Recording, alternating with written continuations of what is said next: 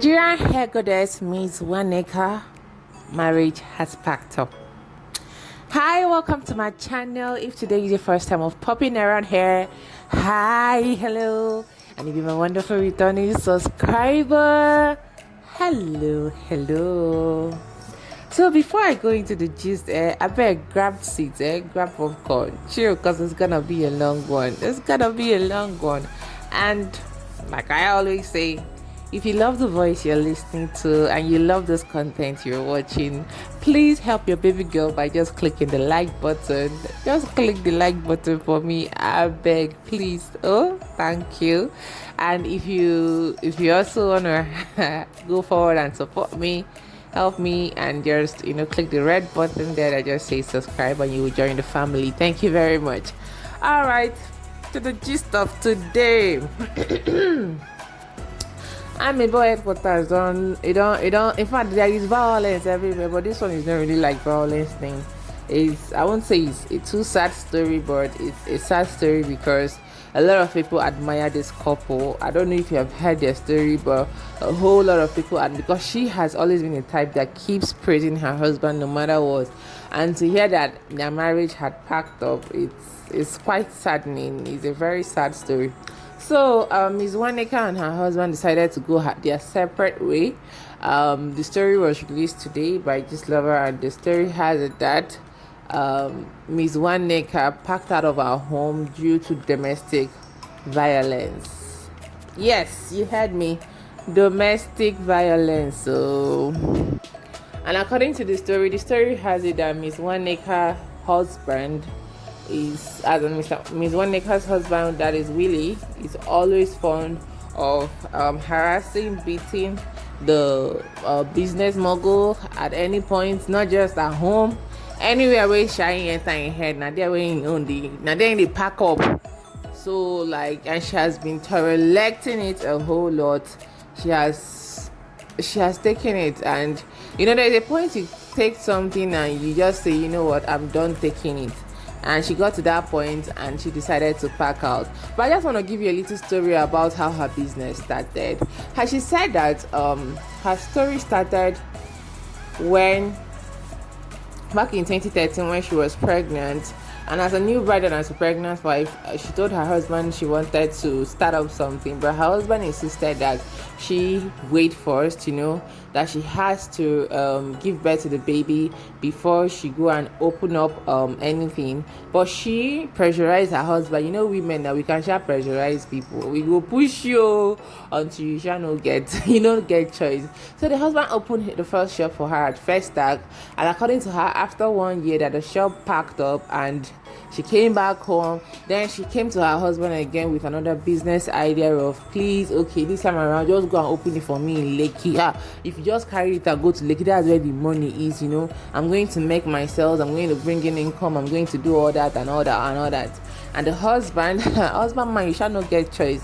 The husband decided to, open another shop for her at Lekki. And when the husband opened that shop for her, according to her, the shop still ran down after 1 year. And after 1 year, she still came back home with nothing. And this time around, she felt really devastated and everything. But before she started the whole business thing, she said that she started first selling off on her BBM. She didn't even know what Instagram was at back then. And she was just selling off on her BBM. And that was what made her to actually persuade her husband to go and open the shop for her. So when she, in this initial grab, now you go to say you don't sell out, now you go open shop, now you go to say, is this business? Is it all for biz? God don't calling me to this business. So finally, she 2 years into the business, renting a shop in First Tag, renting a shop in Lekki, all of them ran down. And the same Nwanneka went back to her husband and still requested, okay, this time around, uncle, please, you have to pimp the shop. All these Lekki people, they like fine thing. If you don't pimp them, now they don't go no side, they sell better something. She pressurized the husband, put mounted pressure on him, and finally the husband decided to open another shop for her. And this time around, it was the third shop he was going to open.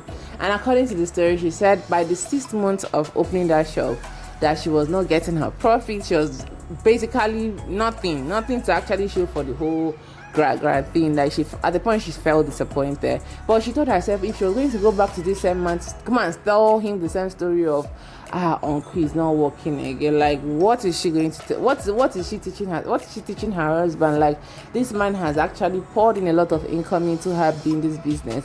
Like, can't she actually bring in just one or little profit from it to, like, bring it home, back home, at least show him, okay, I'm actually making my sales. So that was when, according to her, she said the push and the zeal to succeed came in, and she pushed hard, and she pushed her brand till Miznwanneka became a brand. Now, that is the story of how her husband was a support system for her during those trying periods of her business years. Now, and she doesn't take it for granted. Like, she is always praising her husband. Even in the story, she went on to say that although that she started selling out, she started making her little profit, but she was still that dependent wife who will always come to her husband if she wants a new phone. She'll still be the one to come to her husband, okay, I think it's high time you change this car for me. Although she had her own earning, although she had her own money. Why am I saying all these stories? Until I don't know what could actually be the reason why this family decided to pack up. I don't know the reason why domestic violence came into the picture. You understand? Because I don't want to believe domestic violence has been in the picture all throughout these years of their marriage, and she has been enduring it. For someone who had already picked money for some time now, I don't think so. Although there was a time, I don't know if this is going to be right, although there was a time that there was rumor that Auntie was shelewering too, that say Uncle Auntie get baby boy. There was a story when the whole her friend's story was all over the internet. A lot of people came up with a story that she too, she had her own thing and everything. So which got me thinking, when I saw this story of, okay, that her marriage has actually packed up, it got me thinking. But before I deviate, let me give you the full story of how her marriage packed up. So the story has it that her husband is always fond of abusing her, by beating her or whatever, anywhere he deemed it fit, and she had it enough. Maybe she has tolerated it for some time. I'm up to her right now. She had it enough. Like, dude, I'm not taking this from you, and she decided to pack out from her matrimonial home. But the story has it that it's not just that she packed out from her matrimonial home, that she has actually gone ahead to actually file a divorce. That is, it has entered court. The court. So the story don't carry in leg, enter court, and it got to the court, and they asked Uncle Willie, that is Miznwanneka's husband, Uncle, you're gonna dissolve this marriage. What is your own? Are you going to sign this divorce paper? Uncle Willie was like, no, that according to him, that this their marriage is for better, for worse, saying no go nowhere. And according to the story has it that Miznwanneka is still in custody of her 3 children, and is saying that there is no way she's going to leave her children for Mr. Willie. So, and she was trying to make it private. She tried as much as possible to keep this story private. And if you notice, if you go to her wall, you realize that she's the kind of person that likes celebrating her husband, both it be, and although the anniversary is still coming, but she's the kind of person that loves celebrating her husband. And Father's Day came and went, and nothing was posted. Nothing whatsoever. So, which is also raising the red flag, which is making the flag go left, right, and center. But whatever it is, she knows better when it comes to domestic violence. My stand is a bit different. I'm sorry, but once it comes to that, it's gonna take your life. Once it's getting too violent, because person slap be saying domestic violence. That one is just abuse. You just have to just talk to yourself. If you want to leave, you leave. If you don't want to leave, you stay. But once it gets to the part of someone always constantly beating you up, like beating you, you know what is beating?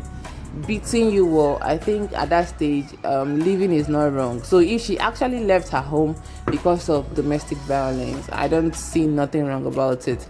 I know people are going to work their tongue. She has made her own money. The husband is actually a very rich man. So anyhow, she's a maid lady now, and if she feels she's no longer comfortable staying in that home, please, she can leave. She's a maid woman. She can take care of her children. Alright, if you watched to this extent, I'm so grateful. Thank you very much for hearing my voice to this stage. I just want to say what do I want to say is just thank you. And remember, if you love the content, do not forget to just hit that subscribe button, join the family, and please like this video for me. Help your baby girl's life, help my ministry, help. See you next time.